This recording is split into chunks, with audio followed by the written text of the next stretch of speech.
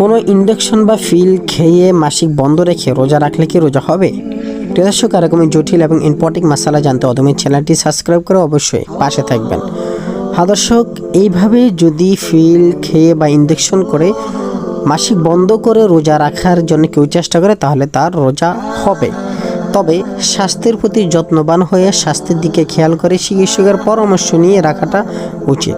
দলিল ফতুয়ায়ে শামী খণ্ড নম্বর 1 পৃষ্ঠা নম্বর 485 মধ্যে উল্লেখ আছে যে যদি কোনো নারীর মিস বন্ধ থাকে, মাসিক বন্ধ থাকে, তাহলে তার জন্য রোজা এবং নামাজ পড়া ওয়াজিব।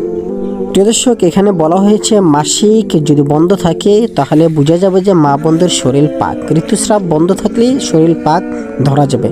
এখন সেটা যেভাবে ইচ্ছে সেভাবেই বন্ধ থাকুক, হয়তো ওষুধ খেয়ে নচেত প্রাকৃতিকভাবেই বন্ধ থাকুক। বিষয়টি আরও ক্লিয়ার করার জন্য আরেকটি দলিল দিচ্ছি।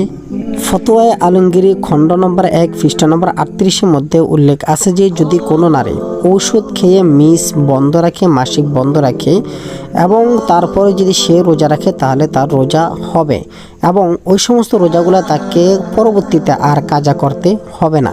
ফতোয়ায়ে উসমানির মধ্যে মুফতি তকি উসমানি বলেন যে কোনো মা বোন যদি রক্ত বন্ধ রাখে ঔষধ বা কোনো মেডিসিনের মাধ্যমে, তাহলে সে যদি রোজা রাখে সেই রোজা বিশুদ্ধ হবে, এতে কোনো সমস্যা হবে না। খণ্ড নম্বর 2 পৃষ্ঠা নম্বর 189। প্রিয় দর্শক, উল্লেখিত কিতাবের মাসালা রেফারেন্স অনুযায়ী আমরা এটাই বুঝলাম যে ফিল বা যে কোনো ইনজেকশন বা মেডিসিনের মাধ্যমে যদি মা বোনদের মাসিকের রক্ত বন্ধ রাখে তাহলে শরীয়ত তাকে ওই সময় পবিত্র বলে গণ্য করে। ওই সময় রোজা, নামাজ তার উপরে সবগুলোই ওয়াজিব। শরীয়তের অন্যান্য হুকুম আহকাম যেগুলো মাসিক অবস্থায় বন্ধ থাকবে ওই সমস্ত সকল আহকাম তার উপরে লাগু, সে অবশ্যই সেগুলো করতে হবে। প্রিয় দর্শক, এখানে আরেকটি বিষয় বিশেষভাবে গুরুত্ব দিয়ে জেনে রাখা উচিত যে এই অবস্থায় যদি অল্প মাসিকের রক্ত যদি দেখা দেয় তাহলে ওই সময় রোজা ভঙ্গ করে ফেলবে এবং তাকে পরবর্তীতে এটি কাজা করতে হবে।